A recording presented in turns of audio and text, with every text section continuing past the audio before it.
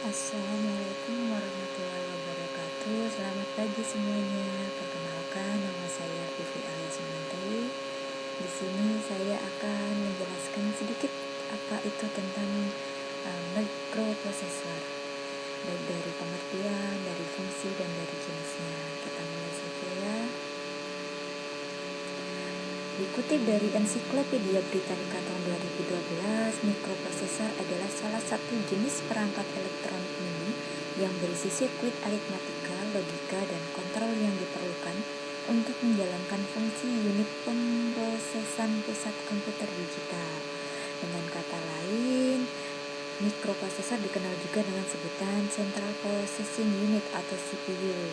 Itu dilansir dari buku Arsitektur Komputer 2017. Sedangkan CPU adalah pusat dari proses perhitungan dan pengolahan data yang terbuat dari sebuah lempengan yang disebut chip atau biasa kita sebut dengan integrated circuit atau IC. Chip berbentuk kecil, terbuat dari silikon dan bisa terdiri dari 10 juta transistor. Fungsi utama dari mikroprosesor itu sendiri yaitu memindahkan data dari dan ke memori, mengirimkan sinyal kembali dan menerima sinyal interupsi, mengerjakan fungsi operasi logika dan aritmetika, mengambil instruksi dan data dari memori, menyediakan pewaktuan untuk siklus kerja sistem mikroprosesor. Contoh dari aplikasi mikroprosesor banyak kita jumpai. Itu ada contohnya mikroprosesor 8080, mikroprosesor 8086, prosesor Intel, prosesor Motorola, prosesor Texas Instruments, dan lain sebagainya, mengikuti perkembangan teknologi yang semakin ke depan. Bagian-bagian dari mikroprosesor itu antara lain satu, control unit atau CPU. Itu fungsinya untuk mengambil dan mendekodekan instruksi dari memori program dan membangkitkan sinyal kembali yang diperlukan oleh bagian lain dari mikroprosesor untuk melaksanakan instruksi tersebut. Yang kedua ada ALU atau Arithmetic Logic Unit untuk mengerjakan perintah-perintah logika dan operasi aritmetika. Ketiga ada Register Unit atau RU sebagai tempat penyimpanan sementara data, alamat, kode instruksi, dan bit status berbagai operasi mikroprosesor.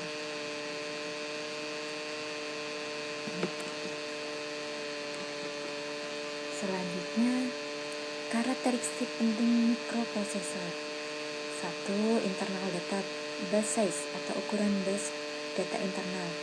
Itu jumlahnya saluran yang terdapat dalam mikroprosesor yang menyatakan jumlah bit yang dapat ditransfer antar komponen di dalam mikroprosesor. 2. External data bus size atau ukuran bus data eksternal merupakan jumlah saluran yang digunakan untuk transfer data antar komponen antara mikroprosesor dan komponen-komponen di luar mikroprosesor.